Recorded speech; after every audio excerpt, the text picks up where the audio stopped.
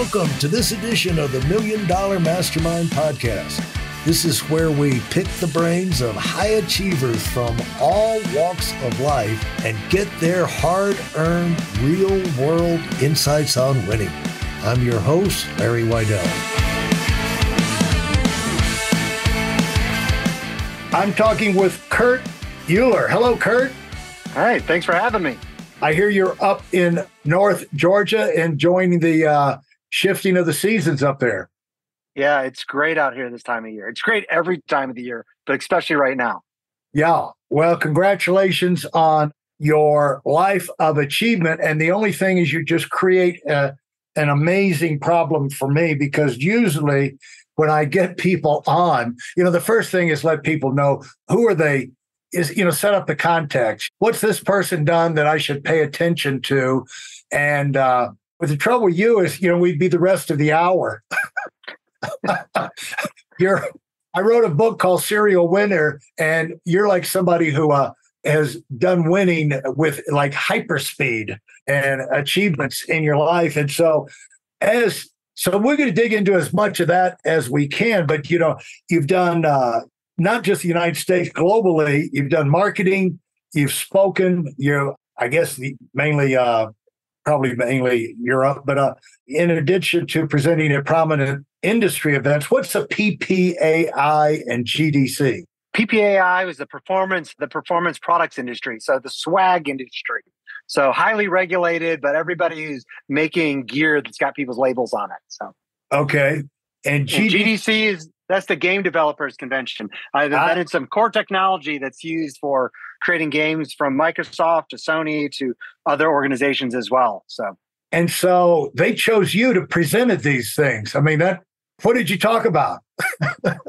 Well, back when I was speaking in the gaming industry, which has been for a little while, we came up with a new way. I was at a company called Navtech, it's now called Here Technologies, that most of us know for the maps on our phones or in our car navigation systems. And I had friends building video games. And we had some ideas that the lawyers found very interesting. And so we filed a whole bunch of patents on them that basically we went into Microsoft Flight Simulator and we said, you all spend about $100 million to build a version of Microsoft Flight Simulator. We think we can save you about $40 million. Would you like to have a conversation? And most people want to have that conversation. And so we're not quite sure we saved them $40 million, but we probably saved them $25 million in that build for that first year. Yeah. And you've gotten in a lot of, but you've also spoken at the White House. What was that all about? I used to be the chairman of an organization called the Made in America movement. So they help kind of the Chamber of Commerce in a way for the brands that are able to use the Made in the USA country of origin label. And so the Trump administration had a belief early on that how you can help the whole economy is a very narrow group, people that only can build stuff here in the United States and use that label. Same thing as made in Japan or made in Germany or anywhere.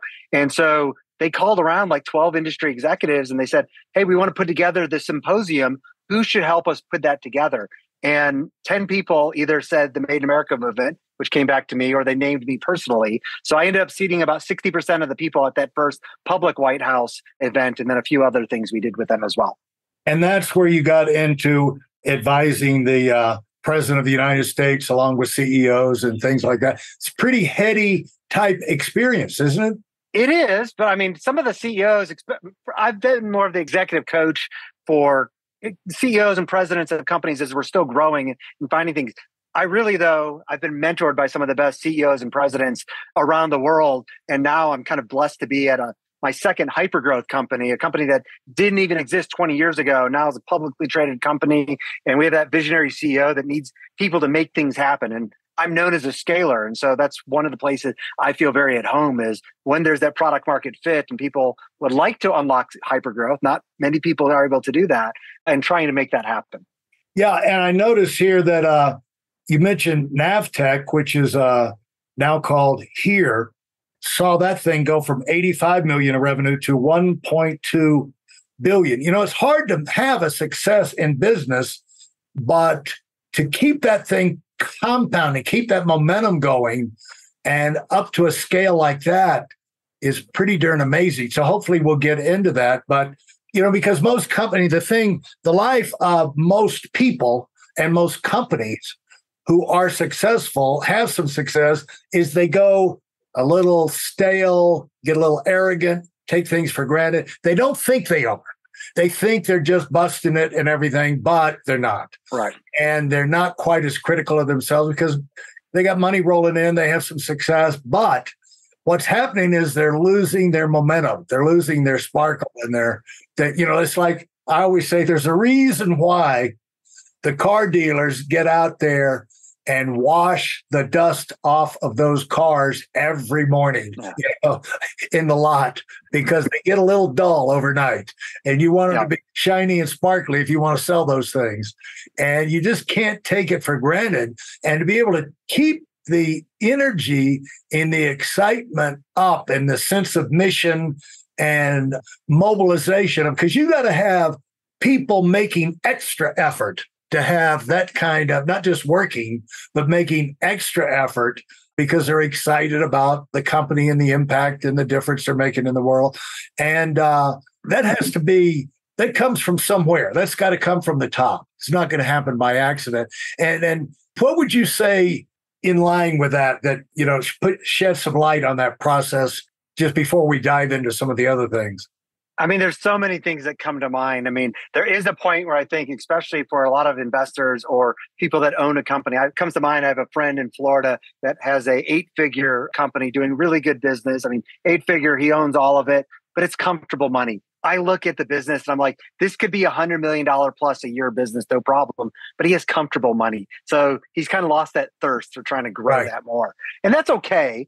But for me, I think there's so many places, you use the term momentum, so many places that companies and individuals get derailed. And in some cases, it's because of innovation. And a lot of times it's the leaders that what got them in the leadership style of that autocratic leadership does not allow you to really unlock growth and momentum the way that I've seen in the past.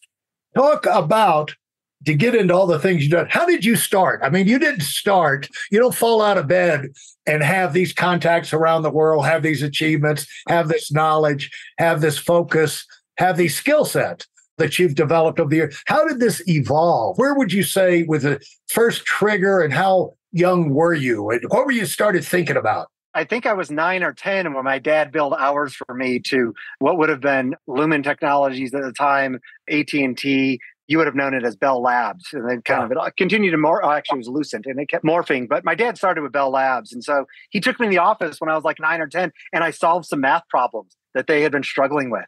And really? He ended up, he told me the story later, and I was like, what? Like, I do remember this really great Christmas. And he goes, well, yeah, I submitted an invoice for your hours. I was like 9. He was like, we've been trying to tackle some of this for a little while, and you just kind of knew that. So I stumbled into that. But a lot of it, though, while my dad was on the tech side, my mom was that country-raised woman who she taught me, you don't go to bed when you're tired. You go to bed when the work is done. So, I mean, I remember being 11 and 12, and we're out raking under the moonlight because there was still work to be done, and that was her work ethic. And when I think you're raised in that, it's hard to binge on Netflix. I mean, my wife has gone through, I think she just passed 120 books read this year alone. And so she reads more than I do, but it's like, when you have that appetite for learning and doing things, the world kind of looks very different. So that I kind of developed skills that way. So that was my initial triggers, was just my mom and dad taught me to work from the earliest of age, and they gave me hard problems that were really way too big for my britches at the time. Like, what would a problem like that be that you remember? That I remember, well, would have been, so at 13, I mean, I kind of did the same thing. I started hiring friends when I was 13, and I didn't have to file taxes. I kind of hit things. I had to form 2 LLCs when I was 14 because I was doing enough business that I was having to pay payroll taxes by January of that year. And so that was the first thing where I realized, wait a second, Papa government wants a piece of what I'm doing. I'm just hiring my friends. So in that case, I ended up building what I sold a 6-figure lawn care and pressure washing business when I went to college. And I mean, it was great business, especially from somebody in high school going, and I learned so much. What I did not realize, though, was this old timer in Guntersville, Alabama. As I was going to college, I was kind of talking. My dad had retired, and we were helping in the rescue squad because it's volunteer organizations in a lot of rural America. And I mentioned that I was going to just basically shut down the lawn care business. And he was like, how many customers do you have? I shared some numbers, and he was like, you're not going to shut that down. Somebody's going to buy that from you. And I had never even come to my mind.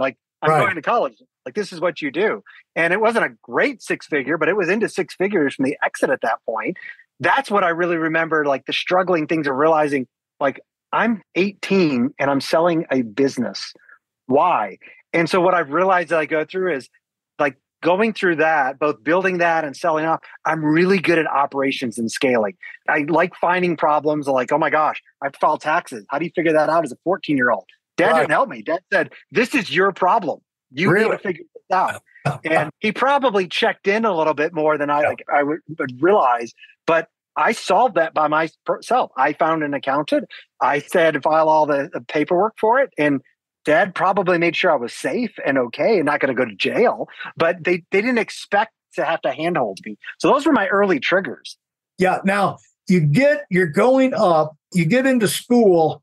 I guess you've already had a fairly well-developed sense of the difference between how you operated and you looked at life, opportunity, problems, and versus most people, that it probably already started to form in your mind that you could probably do some pretty substantial things out there in the world. So from that standpoint, what did you choose as, I want to get educated in this? I thought I wanted to be a biomedical surgeon. And so my brother is an amputee. His arm's amputated right above his right elbow. And that intrigued me. I'd done some work in Redstone Arsenal growing up. And I was like, that sounds really fun. And it wasn't until I got it. So I went to Vanderbilt to study biomedical and electrical engineering. And I was going to minor in math. And I learned really quickly I was not going to do well in traditional schooling because I do not memorize stuff well at all. Like impossible memorization, like doesn't happen. I can walk into almost any math and I can derive my way from root equations, but I can never memorize stuff. It just doesn't click for me. And so, well, you're never going to go through biomedical engineering without being able to pass bi-sci and chemistry. And so I pivoted to electrical engineering. And I mean, frankly, it was difficult. I didn't like traditional schooling. It was too slow. So I actually dropped out of Vanderbilt with about 21 hours left and took 6 months off, was fully supported. My dad was like, if you don't want to go to school, don't go to school. Ended up going to University of Alabama, finishing out an undergraduate, testing out of that, and then getting a master's in financial engineering. So being able to code out Black, Dermot, and Toy and all these other, you want mortgage-backed securities? We could build the systems for that is what I was trained to do. Yeah. And I thought I was going to go work for a lot of the big investment banks that do mortgage-backed securities. And that was not what happened to my life. So you get out of school, you had to be looking at opportunities. You probably had your hand in a lot of pies as you went through school. I did. You don't seem to be somebody who's only doing one thing. Well, I was a cross-country and indoor and outdoor track athlete at Vanderbilt. Oh, okay. So that takes a lot of time. Wow. Coach Paul Arsenault, he pushed you really hard. And he did the most successful thing that I think either in athletics, but especially in business, as I've coached people at all levels, he let me fail. When I decided I was going to leave Vanderbilt, I basically had to give him notice at the beginning of an indoor season. And he basically said, okay. And he didn't try to talk me out of it. And it was like, I think, looking back and we, had some discussion, he knew it wasn't a wise decision for me, but he didn't talk me out of it. He let me fail. Looking back, I kind of wish I wouldn't have made that decision. I started an e-commerce company. It did quite well for many, many years, but he let me fail. And so most people don't kind of have that blessing to look back and go, gosh, like too many people get coddled to like force you to try to make decisions that aren't bad. And there's a benefit to making bad decisions and acknowledging, I did learn, but it was a bad decision. Yeah, right. Yeah. The honesty and self-assessment is always tough, but it's the same thing. Like if you're a writer, what do you throw out? The rewrite, what a songwriter, or one thing I do is photography, and you take 100 pictures, and if you get 2 or 3 portfolio level pictures out of that, it's a miracle. You know what I'm saying? It's, you have to, and the hard thing is to self-edit. I have 3, 4, 5. These are all great. And so self-editing is similar into business where you look at yourself and said, I got away with that, but I shouldn't try that again. Yeah, the self-review, to your point, is like the editing bit, it's so critical to do yourself, but it's also the hardest thing. It's the reason, like writing books and other things, like outside editors are so gloriously helpful. But that self-review, like my writing, my speaking gets so much better. I've got a speaking coach because I do a fair bit of keynote speaking and I'm getting back into that. And he'll make me watch this recording, our episode as it comes out. He'll make me listen to it on audio only, watch it without sound, and then watch it while listening to it for a third time when there's video available for things. And oh my gosh, like I could never get notes from you, Larry, listening to me do something. Preparing for a keynote's easy, but these one-on-one conversations, you go back, you're like, oh, wow, the more passionate I am, the worse I speak, I find. But I've only got that because of that self-review. But the same thing happens if I look back at my calendar and go, where did I spend my time this week? I mean, I'm 20, 30 years into my career at this point, and still I look back at my week and I'm like, how am I still making some of the same mistakes that I made 5 years or 10 years ago? Yeah. Well, between me and you, maybe that time is better spent than you understand at this point. You know what I'm saying? It could be that puts you in a frame of mind to be able to do other things. You know, it's well, it makes it right for me to bring up things with my team. When you asked earlier about like how do you find that continued momentum? I think it's easy for somebody to be that kind of micromanager leader when companies are small, but especially if you're going to start growing, there's no way that you or me or anybody could be involved in all the even mid-level decisions that everybody has to make. And so the best way I can end up kind of creating some of those environments where people come to me when they feel like that they need it and it's outside of their wisdom is by sharing with them some of my failures or things that I struggle with. And so like that weekly review actually gives me things to go back to my teams and my direct reports and go, here's what I'm struggling with. And it makes it more likely for them to come back to me and go, well, actually, I have this problem and I was kind of hesitant to bring it up because I didn't want to get in trouble. Well, those are the best times to get in and help. Thanks for listening to the Million Dollar Mastermind. If you felt there were any valuable takeaways from this episode, please take a minute and leave us a 5-star review. Your feedback is important and really helps us get the word out to a wider audience. Remember, we have a valuable webinar that is absolutely free. Register for it right now at weidelonwinning.com. Thanks for listening.